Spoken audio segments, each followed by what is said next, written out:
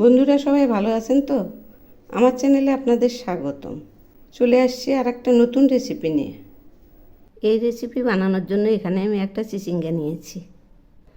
এখন দেখুন, এই চিচিঙ্গাটা আমি এইভাবে চেঁচে নিচ্ছি। এরকম করে পুরোটাই চেঁচে নেব। এখন তো বুঝতেই পারছেন কীভাবে চেঁচে নিচ্ছি। এরকম চেঁচে এই অর্ধেকটা নিয়ে নেব। এবার আমি এই চিচিঙ্গাটা এইরকম করে ঘষে নেব। এই যে দেখুন, অর্ধেকটা করে নিয়েছি। এইরকম করে এই অর্ধেকটাই ঘষে নেব। এই যে এইরকম হচ্ছে। এভাবে আমি পুরোটা ঘষে নেব। ঘষা হয়ে গেছে। এই যে এইরকম হয়েছে। এখন আমি এগুলি সরিয়ে রাখছি। এই রান্নাতে দেওয়ার জন্য এখানে আমি 2টো কাতলা মাছ হলুদ লবণ দিয়ে মেখে নিয়েছি। এই যে এইরকম করে। এখন আমি কড়াইয়ে তেল দিলাম।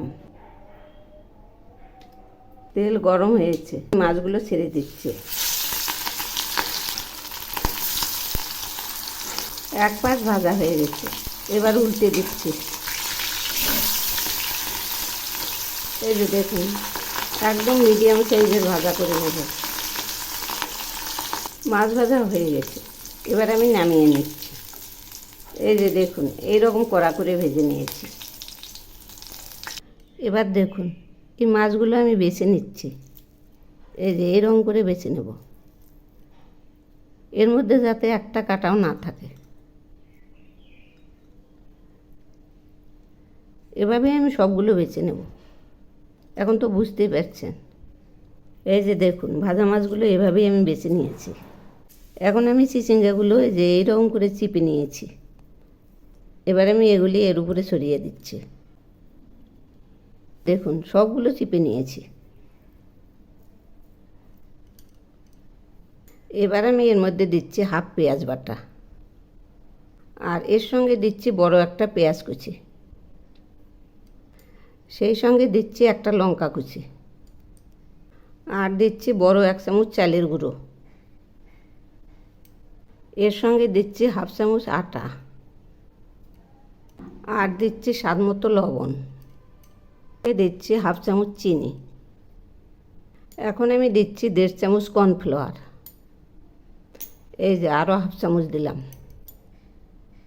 আর দিচ্ছি 1 চামচ ভাজা মশলার গুঁড়ো।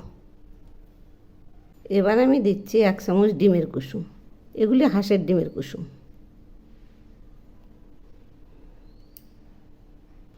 এখন আমি এগুলি মেখে নিচ্ছি। ডিমটা আমি কম দিলাম এই কারণে, তাহলে ক্রিসপিটা ভালো হবে। এগুলি এখন ডলে ডলে মেখে নেব।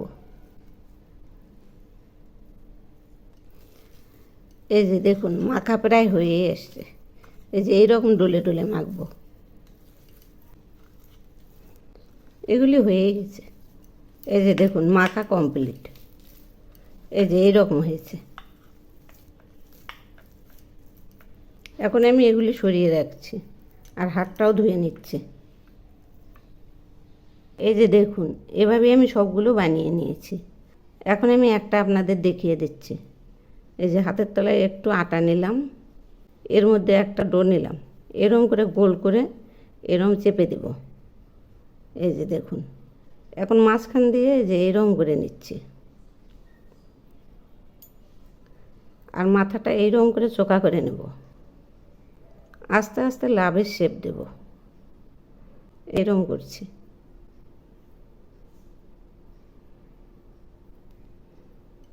দেখুন, একদম পানের মতন হচ্ছে, অথবা লাভের চিহ্ন।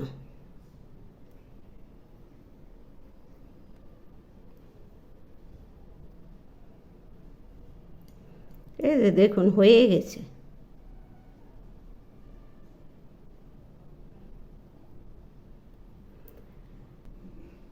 এই যে দেখুন, এইরকম হয়েছে।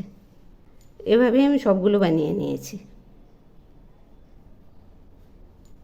এবার আমি এই থালায় কিছুটা সুজি নিয়েছি। এখন আমি এই সুজির মধ্যে এগুলি মেখে নিচ্ছি। এই যে দেখুন, এরকম করে মেখে নিলাম। এরকম মাখার পর 10 মিনিট রেখে দেব, তাহলে এই সুজিগুলো এর সঙ্গে মিশে যাবে আর একটু ফুলে যাবে। এভাবে আমি সবগুলো মেখে নেব। এখন আমি আগে থেকে কড়াইয়ে কিছুটা তেল বসিয়েছি, তেল গরম হয়েছে, এবার আমি ছেড়ে দিচ্ছি। এখন আমি একটু ঘুরিয়ে দিচ্ছি, দেখুন আস্তে আস্তে ফুলে উঠবে আর একদম মুচমুচে হবে। এখন আমি উল্টে দিচ্ছি, আর একটু কড়া করে ভেজে নেব। এই যে দেখুন ধীরে ধীরে কতটা ফুলে গেছে। আর আবার উল্টে দিচ্ছি, ভাজা হয়ে গেছে, এবার আমি নামিয়ে নিচ্ছি। এই যে দেখুন কতটা ফুলেছে। এভাবেই আমি সবগুলো ভেজে নেব। সবগুলো ফিশ ফ্রাই ভেজে নামিয়েছি। দেখুন না কত সুন্দর হয়েছে। এভাবে একবার বানিয়ে খেয়ে দেখবেন, অপূর্ব স্বাদ। একবার খেলে ভুলতেই পারবেন না, এত টেস্টি। আর বাচ্চাদের তো কথাই নেই। এবার আমি আপনাদের একটা ভেঙে দেখাচ্ছি। এই যে দেখুন, দেখুন ভেতরটা কতটা ফাঁপা হয়েছে, একদম ফাঁপা। এই যে দেখুন এরকম মুচমুচে হয়েছে।